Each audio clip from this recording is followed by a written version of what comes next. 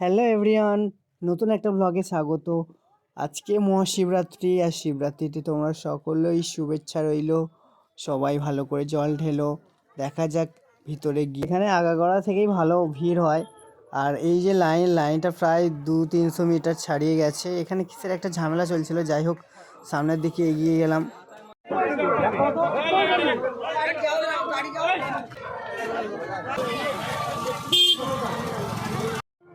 ওই যে চূড়াটা দেখা যাচ্ছে ওটা হচ্ছে বাবার মন্দির। আর এই দিকটা তো ভিড় ভালোই ছিল, যত সামনের দিকে তত ভিড় হয়েছে। আর এই পাশটাতে মেলা বসে মাঠের দিকটাতে। আগের 2 বছর মাঠে বসেনি, যে মাঠে জল ছিল বলে। এই হলো বাবার মন্দির। বাবার মন্দিরটা নির্মাণ চলছিল। নীলের মধ্যে মোটামুটি নির্মাণ কাজ সম্পূর্ণ হয়ে যাবে। আর মোটামুটি ভিড় ছিল। এই দিকটাতে একটা বসার জন্য ঘর আছে। বাবাকে বাঁকে চড়িয়ে এভাবে জল ঢালতে এসেছে, বেশ সুন্দর লাগছে। এটা বসার ঘরে সেই ছাদটা। আর এখান থেকে নিচের ভিউটা নেওয়ার জন্য উঠেছিলাম।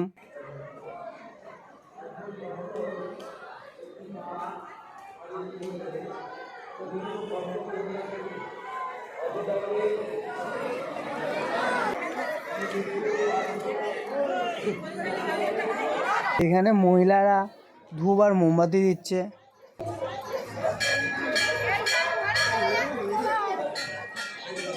জেগে থাকার জন্য প্রতি বছরের মতো এবছরও স্টেজ প্রোগ্রাম রয়েছে। এখানে নাটক চলছিল একটা।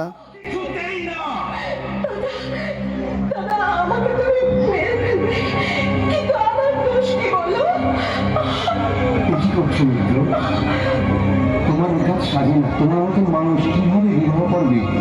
একটা স্ত্রীলোককে হত্যা করতে পারে, তাও আবার নিজের ভগ্নীকে।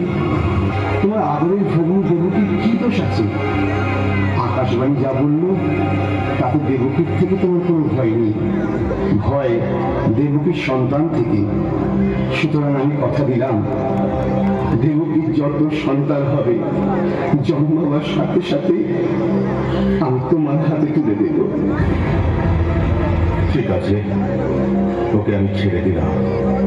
বসুদেব, তোমায় আমি বিশ্বাস করি, তাই দেবকীকে তোমার কথায় ছেড়ে দিলাম।